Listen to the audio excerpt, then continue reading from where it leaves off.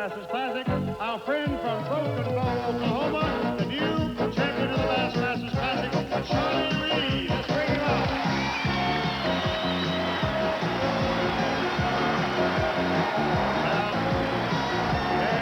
And so proud of you. I want you to have a trophy. Oh, yeah. I'm fine. Wonderful.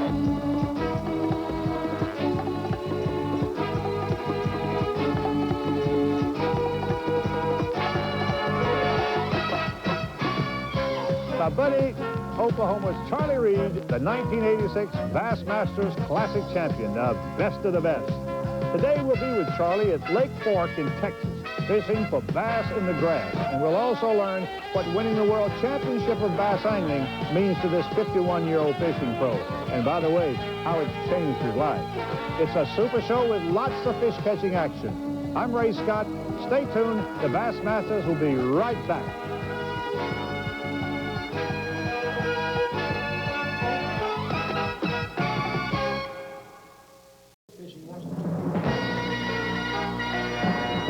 When Charlie Reed qualified for the 1986 Bassmasters Classic, he'd only been fishing the Bassmaster Tournament Trail for 2 seasons.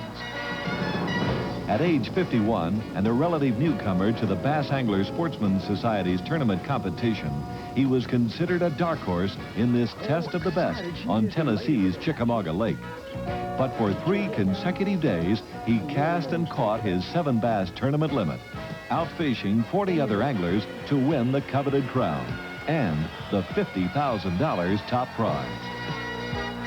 What did Charlie Reed do after winning the pressure-packed Classic? Well, he went fishing with his wife, Voga. But not for the well-deserved fun and relaxation you'd expect after a week of hectic competition.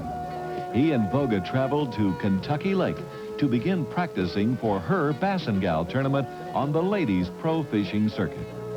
When they launched their boat to go fishing that day in Kentucky, a bit of Bassin history was made. Because for the first time ever, husband and wife, world champions, were fishing together. Charlie's championship was only 2 days old. Voga's Bass and Gal World Championship title coming 2 years earlier in 1984 on New Mexico's Elephant Butte Reservoir.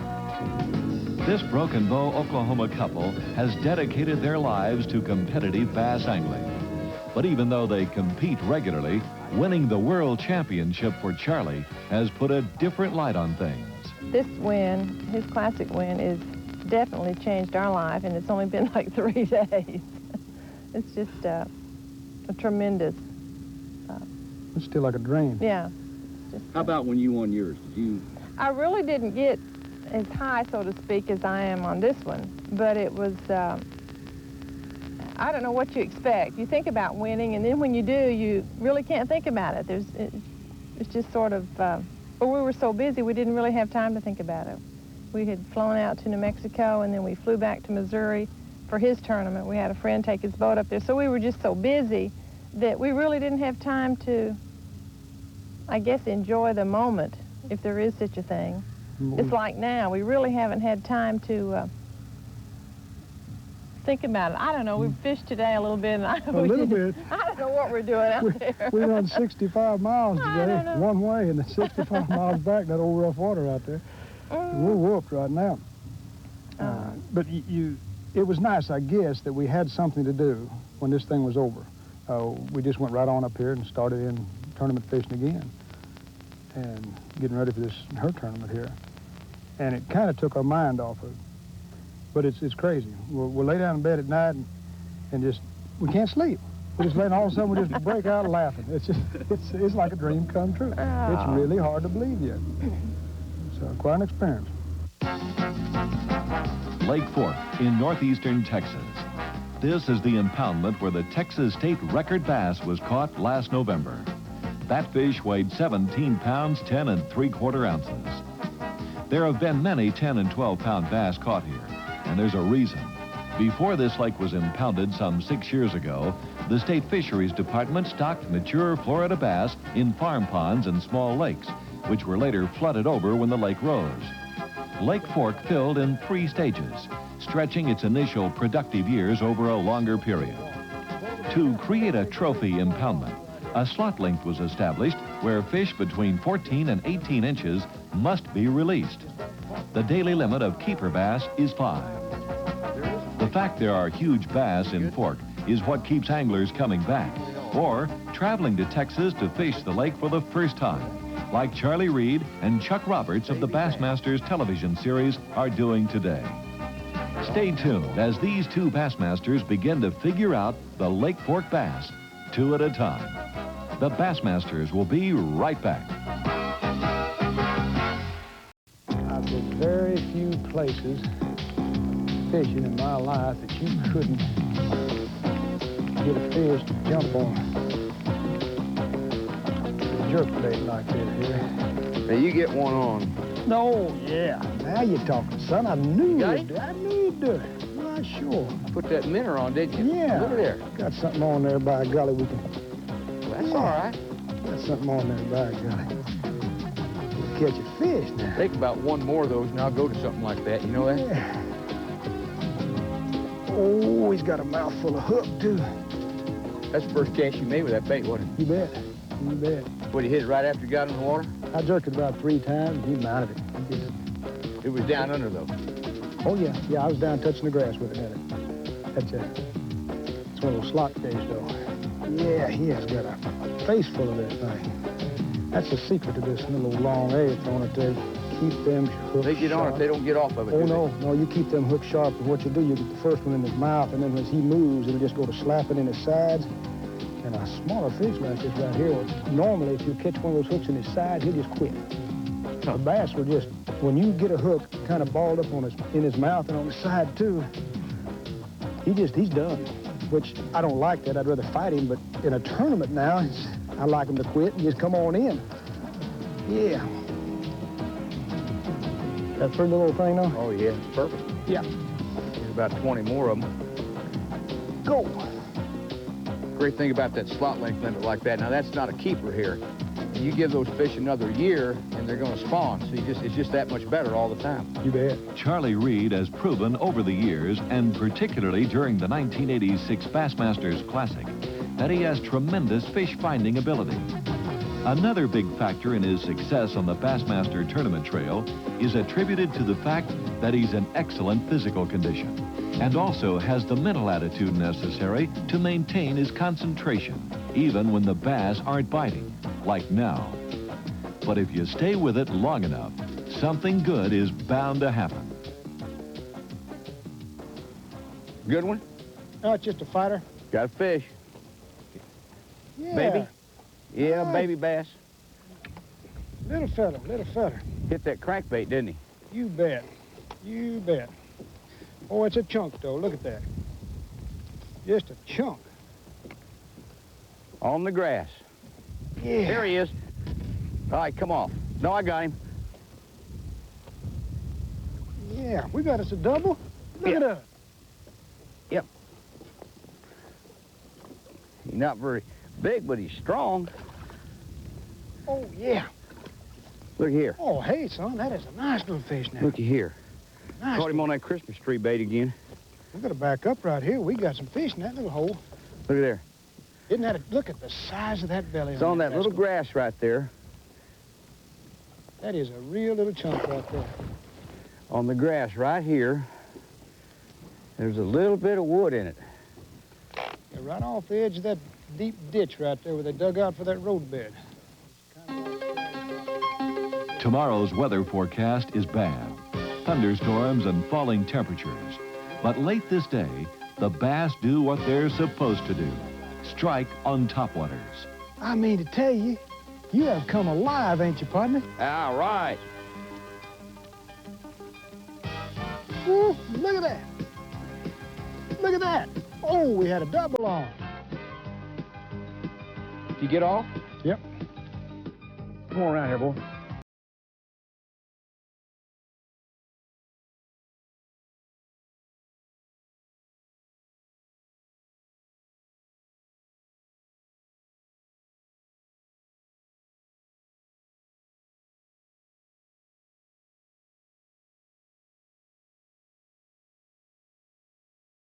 Is a critter. That's what we come after. And I need your pliers. I just happen to have.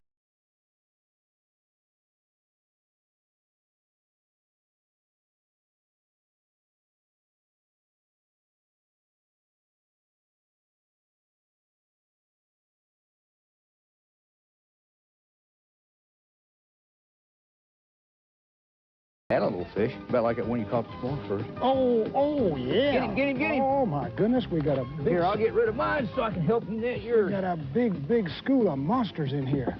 Oh, big Floridas. Look at that. Well, they're keepers, aren't they? Just all I can do.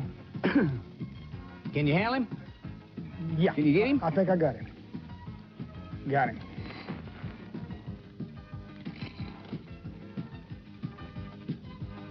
You need no help.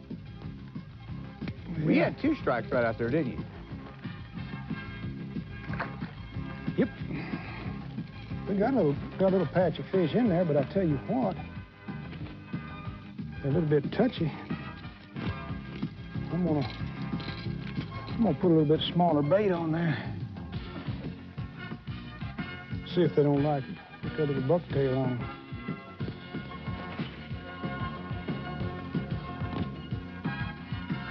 The Bassmasters will be right back with a look at a Lake Fork critter, a real critter catch. Don't go away. Well, the weatherman is right. The weather changes during the night, but it doesn't seem to halt the catching. Get the camera board. Oh, yeah. Good? No. Not a big one, but he's a fighter. Ooh, does he want to fight? Look at that. Good side. Good, healthy fish. Good, healthy fish. Ooh, yeah. In that moss, wasn't it? Yep, sure was. Right close to that creek right there. Well, that's a good fish. Nice little fish. Look at there, look at there, look at there, look at there. Come on over here, honey. Come on over here, honey. Yeah. And a good This way, good 2.5, won't it? Yeah. Good solid 2 1/4 anyway. Good, healthy fish. Sitting right on top of that moss, isn't it? Yep. I think we'll just... Although the Lake Fork bass these Bassmasters are catching aren't the 10-pound critter-sized fish this lake is noted for, this fish that's about to drag Chuck Roberts out of the boat is a critter in more ways than one. Got him, Chuck.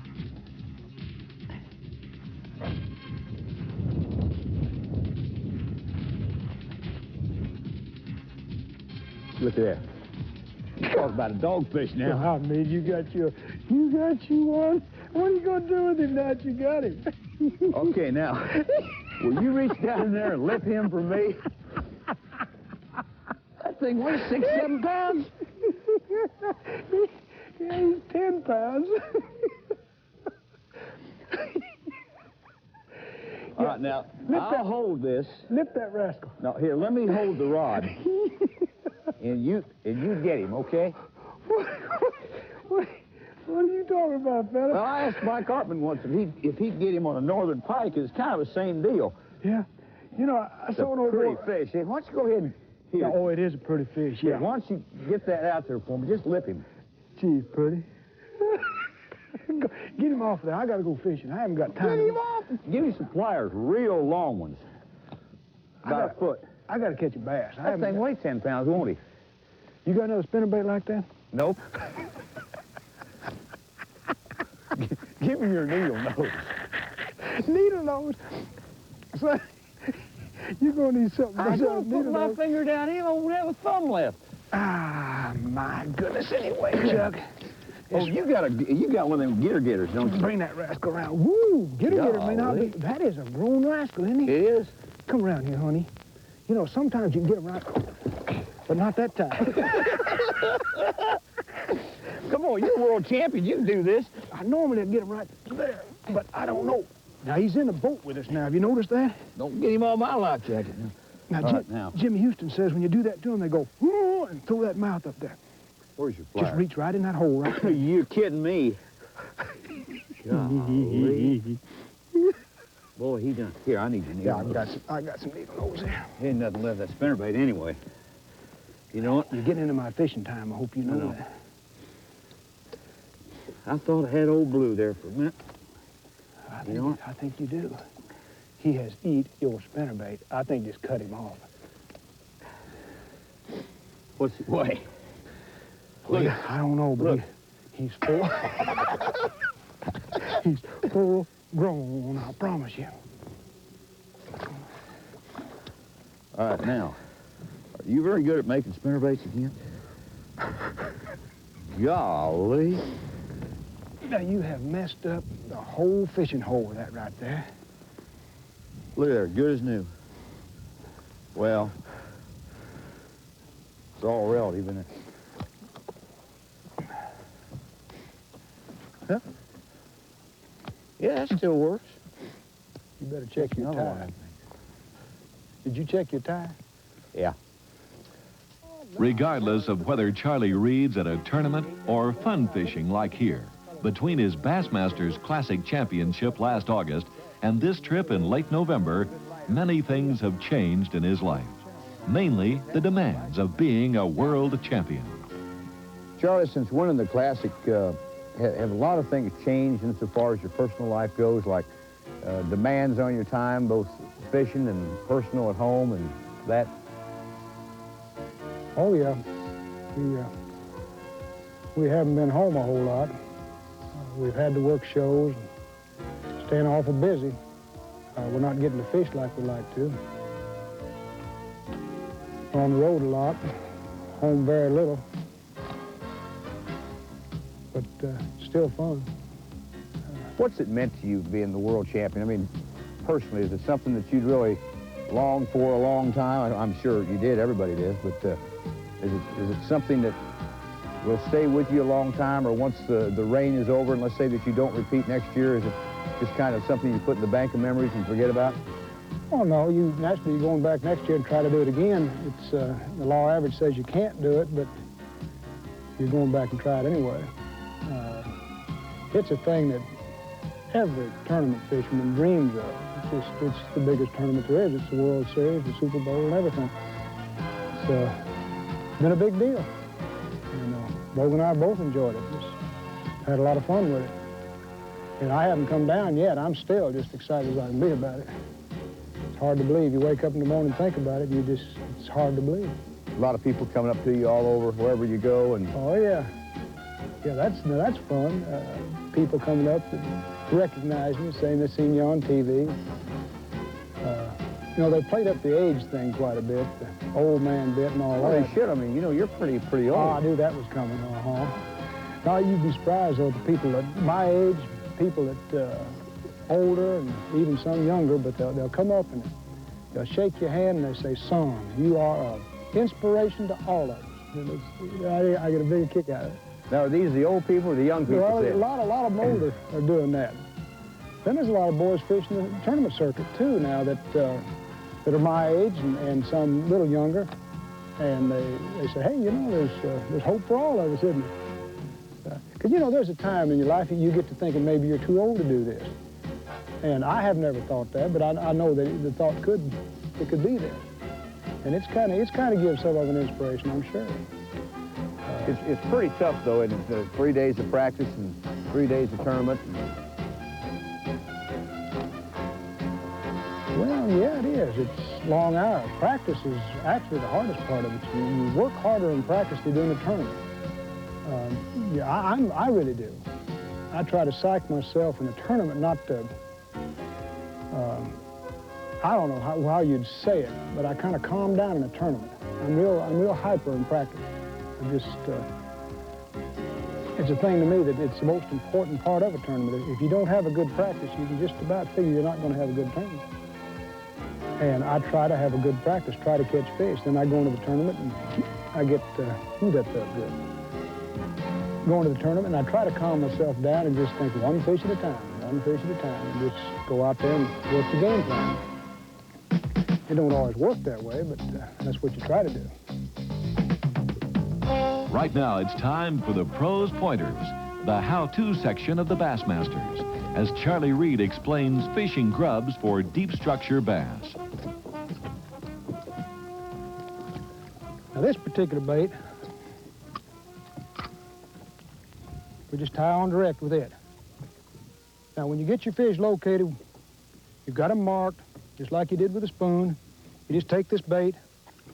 Instead of, now you can vertical jig it, and I will here shortly, but this, I like to fish it. Say the ridge is right there where we're marked. Pitch it out. Let it go down. Hit the top of the ridge you're fishing now. We're on a creek bank. Let it work down. When it touches bottom, and watch that line. Keep your line tight at all times, because that strike will come and just be a slight jump on the line and just a slight tick. And work it off the bottom. Just little jerking motions. Let it fall back. Just keep kind of popping it off the bottom like that. And the strike will occur when the bait falls back. It'll just be kind of a thump, or you'll see the line twitch. When you do, you better hit him now, because it's a bait that you have to hit him instantly with. You cannot let them take the bait, because they'll spit it out the minute they taste it now. It's one bait that you have to hit them instantly with. That's where most people have trouble with the bait. They try to fish it like a worm, and they'll go down, take the slack out, and hit it, and it's too late with the grub. You have to hit him immediately upon him touching it now. And you don't have to hit him hard. The little old hook is sharp, and it'll bury deep in the bone, just a slight touch now. And just keep a tight line on him. He'll set the hook deeper on his own. And it's a bait, it's not so heavy that he can throw it like he can a spoon. You got to keep his head laid over when you bring him up, without kind of like you would with any bait, but he can't throw that bait quite as bad. It's kind of light. He has a hard time with the leverage now. But I'm crazy about the little bait. In fact, it's my #1 fun bait right there, because it will catch a ton of fish now. Although Charlie Reed and Chuck Roberts didn't land one of the huge bass Lake Fork is noted for, Mark Stevenson, a local guide from Plano, Texas, did. His state record bass of 17 pounds, 10 3/4 ounces was caught just 4 days after this program was taped. Congratulations to you, Mark. Next week, we'll be back in Texas with Bass Masters Lonnie Stanley and Mike Dice jig fishing for pre-spawn bass. Now, these two experts will answer many questions you might have about the jig. What size, color, and when to fish it. Then we'll travel to Truman Lake in Missouri and learn how Larry Nixon fished a jig to win the Bassmasters Missouri Invitational. It's a jam-packed action show. Don't miss it. This is Ray Scott, and we'll see you next week.